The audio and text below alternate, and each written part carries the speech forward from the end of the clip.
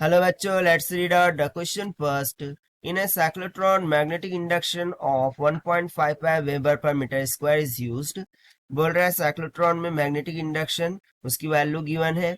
Now first, what must be the high voltage oscillating frequency of the cyclotron to accelerate deuterons of mass 3.3.10⁻27 kg. सो पूछ रहा है कि oscillation frequency क्या होनी चाहिए ताकि हम ड्यूटेरॉन को एक्सेलरेट कर सके, जिसका मास हमें यहाँ पर गिवन है. And charge numerically equals to that of the electron. ठीक है, और उसका चार्ज इलेक्ट्रॉन के इक्वल बोल रहा है. फिर सेकंड में हमें कैलकुलेट करना है, if the radius of D is 0.50 meter, what is the maximum attainable energy of the deuteron in mega electron volt. फिर उसके बाद हमें मैक्सिमम अटेनेबल एनर्जी कैलकुलेट करनी है ड्यूटेरॉन की, जबकि जो सर्कुलर पार्ट ड्यूटेरॉन कवर कर रहा होगा while going through out the magnetic field, वो कितना गिवन है 0.50 मीटर की. सो बहुत ही सिंपल सा क्वेश्चन है, चलिए सॉल्यूशन देख लेते हैं. But before of that, let's talk about the key concept which we are going to use here for this question. तो जैसे मैंने बोला ड्यूटेरॉन सर्कुलर पाथ में मूव करेगा, तो उसका जो रेडियस होता है उसका फॉर्मूला हो जाता है M V by B into Q, जहां पर एम उसका मास हो गया, V velocity, B magnetic field, Q charge of the particle.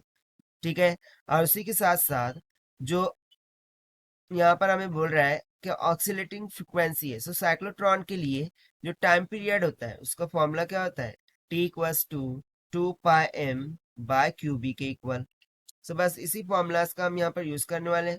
साथ ही साथ जो मैक्सिमम अटेनेबल एनर्जी हमें फाइंड करनी है, सो बेसिकली वो क्या होती है, maximum kinetic energy, that is K E max. So it will be equals to 1/2 of M we.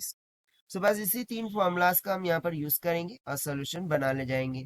तो चलिए सबसे पहले हम स्टार्ट करते हैं first part. So first part में हमें क्या कैलकुलेट करना है, फ्रीक्वेंसी. अब फ्रीक्वेंसी के लिए हमें टाइम पीरियड का फॉर्मूला यूज कर लेंगे, that is T equals to 2πm divided by Q B. Now since we know कि जो फ्रीक्वेंसी होती है वो 1/t होता है, so यहाँ सिंपली मुझे फ्रीक्वेंसी क्या मिल जाएंगी, that is nu equals to sorry Q B by 2πm के इक्वल.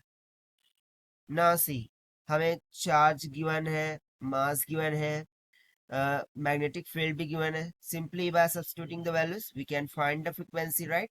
सो चार्ज कितना गिवन है, सो देखिए यहाँ पर बोला है कि चार्ज इलेक्ट्रॉन के इक्वल है. ठीक है, चार्ज इलेक्ट्रॉन के इक्वल है. सो इलेक्ट्रॉन का चार्ज कितना होता है 1.6 × 10⁻19 coulomb, multiply by magnetic induction, और you can say magnetic field की वैल्यू गिवन है 1.55 डिवाइडेड बाय 2 इंटू पाई कितना होता है 3.14, मल्टीप्लाई बाय मास देखिए गिवन है हमें 3.34 इंटू 10⁻27 kg.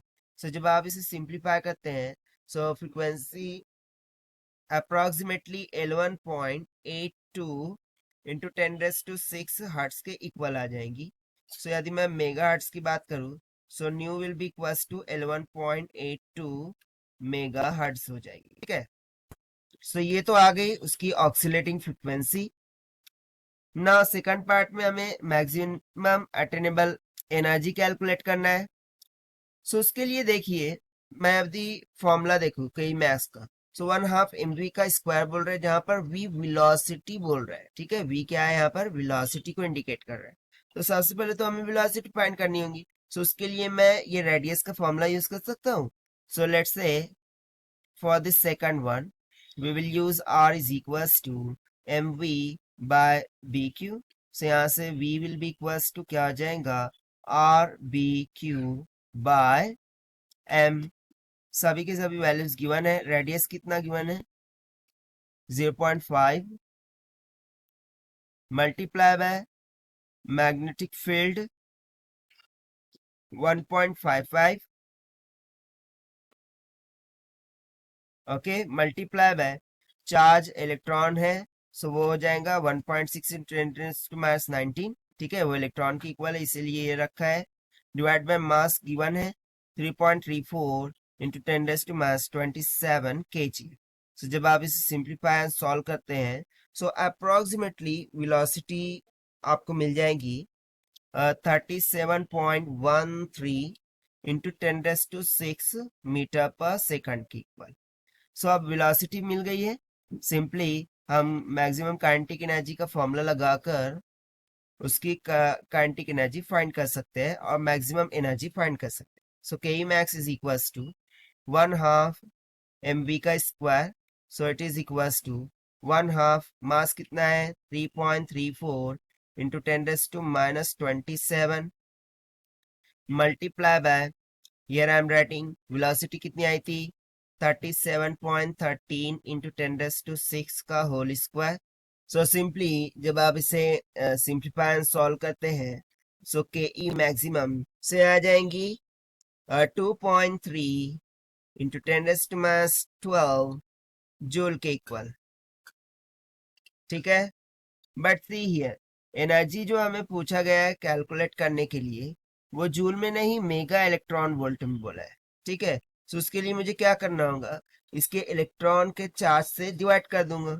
सो जो के ई मैक्सिमम है, ठीक है, इन इलेक्ट्रॉन वोल्ट, वो किसके simply 2.3 into 10⁻12 divided by charge of electron कितना होता है 1.6 इंटू 10⁻19 कूलम। सो बेसिकली ये किस में आ जाएंगी इलेक्ट्रॉन वोल्ट में। सो चलिए हम इसे सिंप्लीफाई कर लेते हैं।